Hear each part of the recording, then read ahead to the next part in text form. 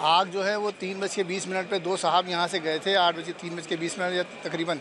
उसके बाद 2 से 3 मिनट में गाड़ी आउट हुई है, यहाँ पर आई है।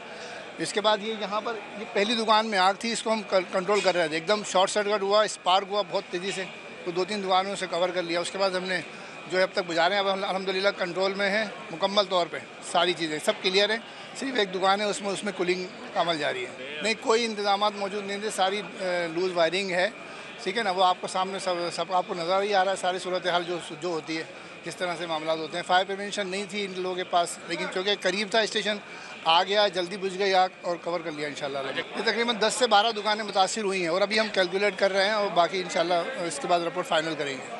नहीं अभी, हाँ, यकीनन तमाम जगह पर चल रहा है इंटरनली। अभी तो हम शारा फैसल और तारिक रोड और उस पर किया था, उन्हें वो कवर हो गया माशाल्लाह अल्हम्दुलिल्लाह। उसकी रिपोर्ट भी आ गई है, एडमिनिस्ट्रेशन साहब ने दे दी है। इसका भी इंटरनली चल रहा है सारा, फायर प्रिवेंशन के हवाले सारी चल रही है, सर्वे चल रहा है।